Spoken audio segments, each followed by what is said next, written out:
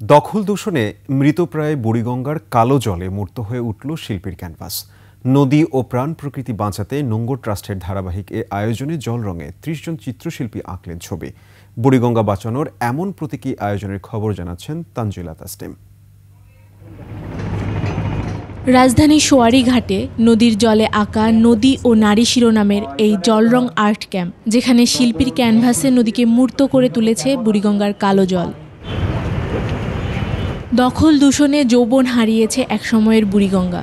বিভিন্ন সময়ে নানা উদ্যোগেও ফিরে আসেনি নদীর প্রাণোচ্ছল প্রবাহ। জনস্বাস্থ্য আর পরিবেশ প্রতিবেশে ভয়াবহ প্রভাব ফেলা বুড়িগঙ্গা তাই ছুঁয়ে গেছে শিল্পীর মনও। এত সুন্দর জায়গা, আজকে আসার পরে বুঝলাম যে যে জায়গাটা কিন্তু খুব সুন্দর, কিন্তু নদীটা যদি পরিষ্কার হইতো, ভালো থাকতো, খুব ভালো লাগতো। কালার আসতেছে না কেন, একটা মনের উপর ব্যাপক প্রভাব পড়তেছে।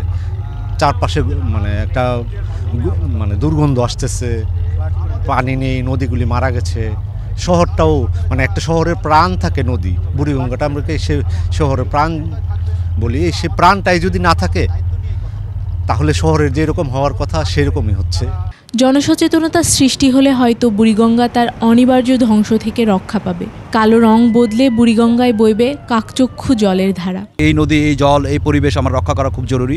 সেই ভাষাটি আপনি যখন আপনার ক্যানভাসে, রঙে, তুলিতে আপনি যখন শিল্পের ভাষায় কথাটা বলবেন, তখন আমি মনে করি যে বাংলাদেশের মানুষের মধ্যে এই মেসেজটি পৌঁছাবে এবং বাংলাদেশের মানুষ তখন সচেতন হতে আরও অনেক বেশি সহজ হবে।